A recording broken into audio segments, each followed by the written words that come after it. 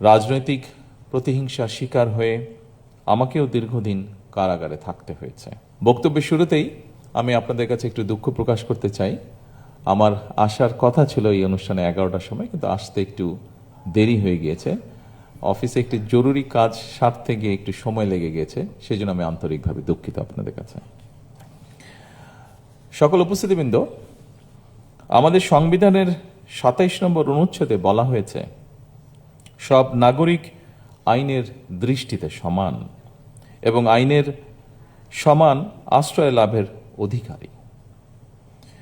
আমাদের সংবিধানের এই বিধান জাতিসংঘের মানবাধিকারের সর্বজনীন ঘোষণাপত্রের 7 অনুচ্ছেদেরই প্রতিফলন।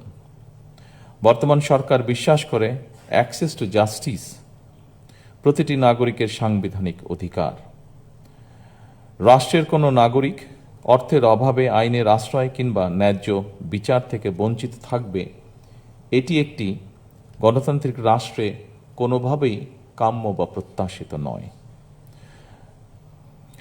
তখন আমি নিজে কারাগারে এমন অনেককে দেখেছি যারা শুধুমাত্র আর্থিকভাবে অসচ্ছল হওয়ার কারণে বছরের পর বছর ধরে বিনা বিচারে কারাগারে থাকতে বাধ্য হচ্ছেন বা হয়েছেন। আর্থিকভাবে অসচ্ছল হওয়ার কারণে বছরের পর বছর ধরে বিনা বিচারে কারাগারে থাকতে বাধ্য হচ্ছেন বা হয়েছেন। একজন মানুষ অর্থের অভাবে ন্যায় বিচার থেকে বঞ্চিত হওয়া একটি গণতান্ত্রিক রাষ্ট্রের কাম্য নয়। অবশ্যই এমন বাস্তবতায় আজকের এই আলোচনা বিশেষ তাৎপর্যপূর্ণ। অবশ্যই সম্মানিত উপস্থিতিবৃন্দ, যে কোনো রাষ্ট্র এবং সমাজের অগ্রগতি ও শান্তির ভিত্তি হচ্ছে ন্যায় বিচার। সব যুগেই মানুষ যা চেয়েছে তা হল বৈষম্যহীন একটি সমাজ ব্যবস্থা, যেখানে তারা সমমর্যাদা এবং অধিকার নিয়ে বসবাস করবে। সমতা, সহমর্মিতা এবং পারস্পরিক আস্থা একটা ন্যায়ভিত্তিক সমাজ প্রতিষ্ঠার জন্য অবশ্যই অপরিহার্য। সুতরাং আমি বলবো, ন্যায় বিচার শুধু আদালত বা আইনের বিষয় নয়, এটি একটি মানবিক ও দায়িত্বশীল রাষ্ট্র ব্যবস্থার মূল শক্তি। স্বাধীনতার ঘোষক শহীদ রাষ্ট্রপতি জিয়াউর রহমান বিচার বিভাগের স্বাধীনতা ফিরিয়ে দিয়ে দেশের ন্যায় বিচার প্রতিষ্ঠার শক্ত ভিত্তি স্থাপন করেছিলেন।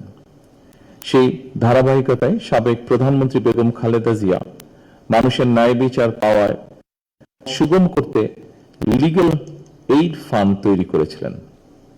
উপস্থিত সকল সুধীবৃন্দ, আমরা বিশ্বাস করি যে রাষ্ট্রে আইনের শাসন, ন্যায় বিচার এবং মানবাধিকার নেই, সেই দেশ কখনোই একটি গণতান্ত্রিক মানবিক রাষ্ট্র হতে পারে না বা হয়ে উঠতে পারে না। দীর্ঘ 1.5 দশকেরও ফ্যাসিবাদী শাসনের অবসানের পর বাংলাদেশের জনগণ পুনরায় গণতন্ত্রের পথে হাঁটতে শুরু করেছে। এই গণতান্ত্রিক যাত্রা সুসংহত করতে রাষ্ট্রে ন্যায়ের শাসন প্রতিষ্ঠার বিকল্প নেই, আর এই ন্যায় বিচার সবার জন্যই প্রযোজ্য। একজন মানুষও যাতে অর্থের অভাবে অ্যাক্সেস টু জাস্টিস থেকে বঞ্চিত না হয়, সেই লক্ষ্যকে সামনে রেখে সরকার লিগ্যাল এইড কর্মসূচি অব্যাহত রেখেছে।